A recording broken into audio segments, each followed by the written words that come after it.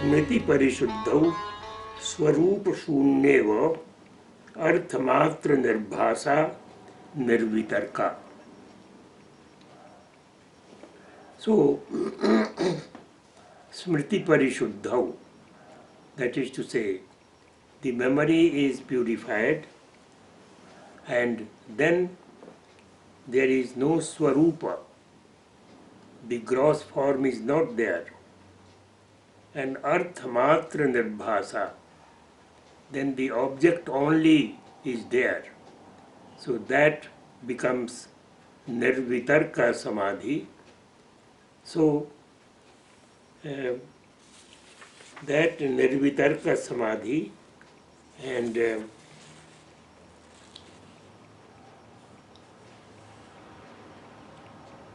savichara nirvichara cha sukshma vishaya vyakhyata. So 44 says that after that it comes to nirvichara state also. Formerly it was nirvitarka and savichara, but after even the subtle element goes away, even the grahana goes away, then it is the mind only. And so the mind, it is,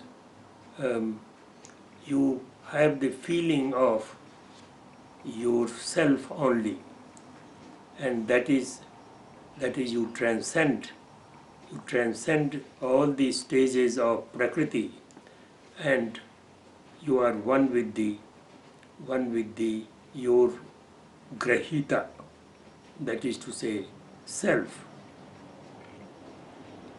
And then even that feeling goes, and then you are swarupastha, tada drashtu swarupe avasthanam.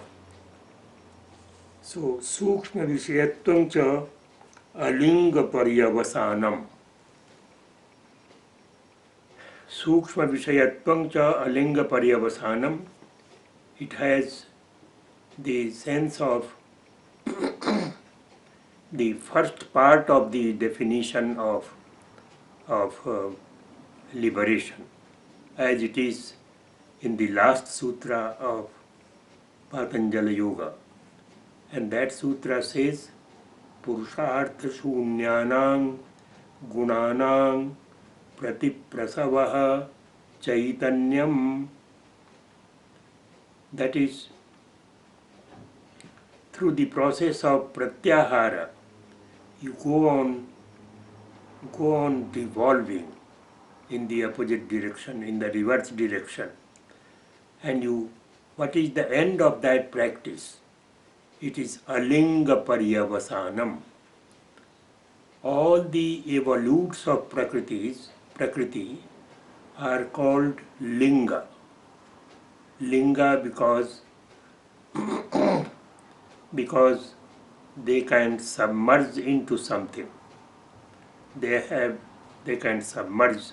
For example, Indriyas can submerge into mind. Manas, mind can submerge into ahankara. Ahankara can submerge into linga, that is mahat. And mahat can submerge into Prakriti. But Prakriti has no other point of submersion. Prakriti is the final, and that is why Prakriti is called alinga.